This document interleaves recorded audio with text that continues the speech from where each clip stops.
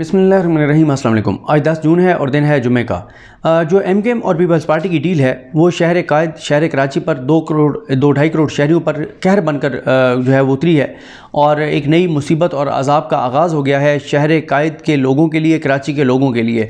वैसे तो एमकेएम को हमेशा से ही मुक़्तदर हलकों ने इस्तेमाल किया है क्योंकि एक ऐसी जमात जिसके तकरीबन तमाम लीडर्स के ऊपर कत्ल के केसेस हों, जिनके ऊपर गद्दारी के केसेस हों, जिनके ऊपर करप्शन के केसेस हों, जिनके ऊपर चाइना कटिंग के केसेस हों, जिनके ऊपर कब्ज़ों के केसेस हों, उनको जो है वो इस्तेमाल करना आसान होता है। और यही वजह है कि एमकेएम के बारे में इस्टेब्लिश्ड है कि हमेशा से वो इस्टेब्लिशमेंट के कहने पर जहाँ इस्टेब्लिशमेंट कहती है उधर ही चले जाते हैं और अपनी कोई सोच नहीं है, अपनी कोई फ़िक्र नहीं है और सियासी ब्लैकमेलिंग बहुत ज़्यादा करते हैं। जब इमरान खान के साथ रहे 3.5 साल तक तो आपने देखा एमकेएम ने कितनी ज़्यादा ब्लैकमेलिंग की। हर बात पे हम छोड़कर चले जाएंगे, हर बात पे हम अलग हो जाएंगे, हर बात पे हमें हर चीज़ के ऊपर वो मांगते थे।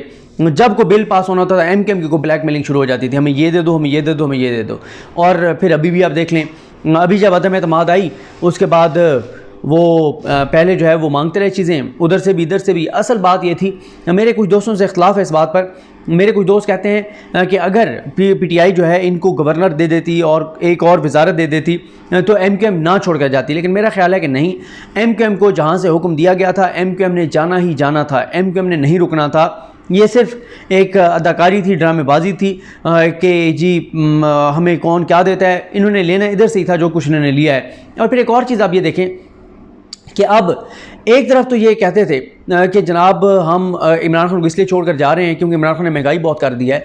अब ये जो इम्पोर्टेड हुकूमत ने जो महंगाई की है, जो अजाब नाजिल किया है, एक बार आपने सुना है कि एमकेएम ने कहा हो कि हम अलग हो जाएंगे, हम हुकूमत को छोड़कर चले जाएंगे? ये नहीं कह सकते, इनकी इतनी सियासी औकात नहीं है। जिन्होंने इनकी लगाम शहबाज शरीफ के हाथ में पकड़ाई है उस वक्त इनको कहा है कि ये इमरान खान का दौर नहीं है कि चालाकियाँ तुम्हारी हों, रोज़ ब्लैकमेलिंग हो, रोज़ धमकियों, फर्मा बरदार बन के रहना है, ज़बान बंद रखनी है। और ज़बान ऐसी बंद है कि शहबाज शरीफ कहते हैं 30 रुपये पेट्रोल बढ़ाना है, एमकेएम कहती है नहीं 60 रुपये बढ़ाएं। और एमकेएम तो अब कहती है कि एक ही बार बढ़ा दें, जितना 250-300 करना है एक ही बार बढ़ा दें। यानी ये वो एमकेएम जो 1 रुपये बढ़ता था तो कहते थे कि जी ये अवाम का हमें बड़ा दर्द है, हाय हमारे पेट में मरोड़ उठ रहे हैं, हाय हमारे दिल में दर्द हो रहा है, हाय दाएं साइड पर दर्द है, हाय बाएं साइड पर दर्द है, हाय हमें कुछ हो जाएगा, इतनी अवाम के लिए हमें फिक्र है। असल इनकी हकीकत, इनकी सियासी औकात आपने देख ली है। और अब हो क्या रहा है? हो ये रहा है कि पहले कराची में सिंध हुकूमत ने हमेशा से कराची को इग्नोर किया है। कराची में पानी की सूरत हाल आप देख लें, कब्ज़ों की सूरत हाल देख लें, फ़ज़ाई आलूदगी देख लें, पब्लिक ट्रांसपोर्ट नहीं है, करप्शन है, लूट मार है, हर चीज़ में बंदर बांट है।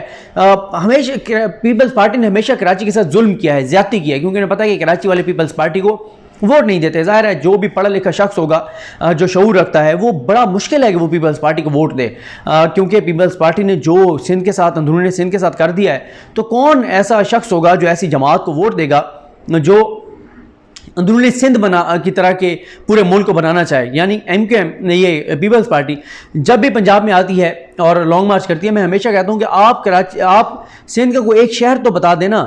आप कहें कि सिंध का ये जो शहर है हम उस शहर जैसे पंजाब के तमाम शहर बना देंगे, एक शहर आपके पास नहीं है, तबाह और बर्बाद कर दिया पूरे सिंध को।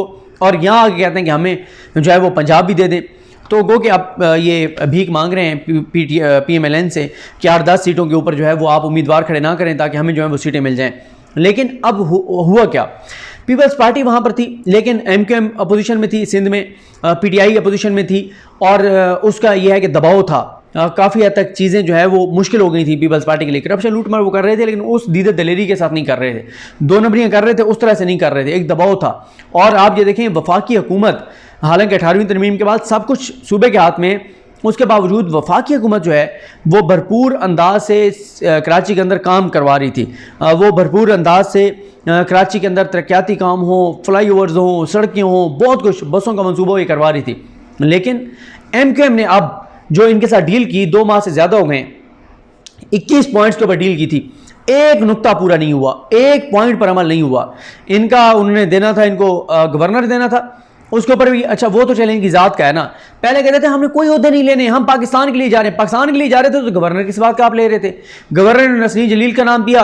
अब वो एमकेएम के कंवर नवी जमील जो हैं उन्होंने मोहम्मद मालिक साहब के प्रोग्राम में कहा कि फ़ौज जो है, उन्होंने नाम लिए बगैर इशारा किया कि फ़ौज का एतराज़ है जो ये नसरीन जलील है उनके नाम के ऊपर, और होना भी चाहिए। हर पाकिस्तानी मुस्तरब था, हर पाकिस्तानी को चौंक गया जब पता लगा कि जनाब ये नसरीन जलील को बना रहे हैं, जो भारत को ख़त लिखती थी, जो राह को ख़त लिखती थी कि हमारी मदद करो पाकिस्तान के खिलाफ और पाकिस्तान की फ़ौज के खिलाफ, उसको ये गवर्नर लगाना चाहते हैं और ये लगा भी देंगे गवर्नर, क्योंकि इस वक्त सब एक पेज पर हैं। लूटो खाओ, NRO2 दे दिया गया है, केसेस बंद करो, नैब तरमीम करो, लूटो पाकिस्तान को, कमज़ोर करो पाकिस्तान को, क्योंकि सर्विसेज दी है ना इमरान खान को हटाने के लिए। अब इमरान खान जैसे शख्स को हटाने की फिर कीमत थोड़ी तो नहीं होगी ना, अच्छी खासी कीमत होगी, और उसकी कीमत पाकिस्तान चुकाएगा, पाकिस्तान के लोग चुकाएंगे, पाकिस्तान के अवाम चुकाएंगे, और हम चुका रहे हैं।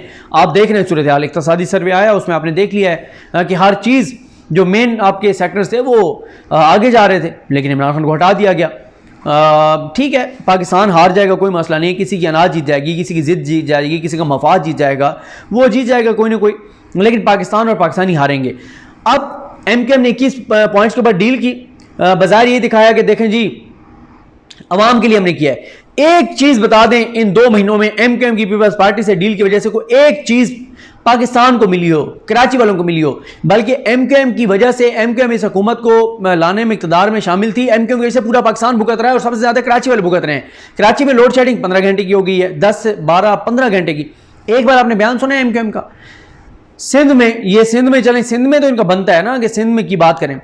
पंजाब का पानी काट के शहबाज शरीफ ने जरदारी को खुश करने के लिए दे दिया, वो वहाँ पे गरीब किसानों को नहीं मिल रहा, वो वडेरों को मिल रहा है, इसके ऊपर MKM खामोश है। लोड शेडिंग के ऊपर खामोश है, कराची वालों के लिए बिजली महंगी हुई है उसके ऊपर खामोश है, जो कराची वालों को जो वफा के मंसूबे थे उन वो आगे नहीं बढ़ रहे, उसके ऊपर MKM खामोश है। कुछ भी कराची को नहीं मिला, लेकिन MKM खामोश है। और MKM कर क्या रही है? उस दिन जरदारी के पास गए, उसके घुटने पकड़े, उसके पांव पकड़े, हमें अल्लाह का वास्ता है हमें ये वजारतें दे दो। अभी भी इनकी लालच खत्म नहीं हो रही, इनका मफाद खत्म नहीं हो रहा। MKM जो है वो मांग रही है कि हमें ये ओहदे दे दो, हमें ये वजारतें दे दो। अवाम के लिए पेट्रोल 300 का कर दो, MKM साथ है। अवाम के लिए बिजली और बढ़ा दो, MKM साथ है। मुझे बताएं, बिजली के बढ़ने पर, गैस की कीमतें बढ़ने पर, पेट्रोल की कीमतें बढ़ने पर, घी की कीमतें बढ़ने पर, और जो चीजें महंगी हुई हैं, मुझे एक बार बता दें, एक बयान MKM का आया हो कि हम इसमें साथ नहीं हैं। पहले तो आप हर बात पे पोजीशन का किरदार अदा करते थे हुकूमत में होते हुए, आज आप खामोश हैं। क्यों खामोश हैं? क्योंकि इनको पता है कि इनके ऊपर जो केसेस हैं, अगर इन्होंने कोई एंकी फेंकी की, ये अंदर होंगे सारे, इनमें से एक भी बाहर नहीं होगा।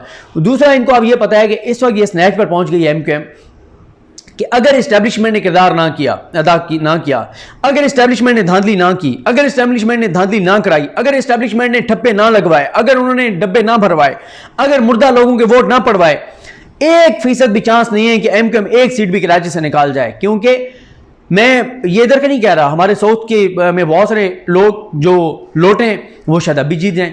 वहाँ पे ज़ाहिर है बहुत सारे इलाकों में शऊर का वो लेवल नहीं है, लोगों की कुछ और मसाइल हैं, लोगों की कुछ और मजबूरियाँ हैं, लोगों के कुछ और खौफ है। कराची में ये खौफ नहीं है, कराची में ये वो शऊर की कमी नहीं है, वो जहालत नहीं है जो और बहुत सारे इलाकों में है। पढ़े लिखे लोगों का शहर है, और कराची वाले सवाल ही पैदा नहीं होता कि उस MKM को आप वोट दें जिस MKM की वजह से कराची में तबाही और बर्बादी हो गई है, जो लोड शेडिंग को जो अजाब आया है, और जो आप खुल के फिर पीपल्स पार्टी करप्शन लूट मार कर रही है। आप अपोजिशन ही कोई नहीं है उनकी, MKM उनके साथ है। MKM ज्यादा चीखेगी, चलाएगी, मुंह बंद करेंगे, 2 वजारतें इनके मुंह में ठोसेंगे, मुंह बंद हो जाएगा, फिर मुंह खोने लगेंगे, कोई और इधर से कोई छोटी सी चीज मुंह में डालेंगे, कोई इधर से डालेंगे, 2 चीजें छोटी छोटी, मुंह बंद हो जाएगा।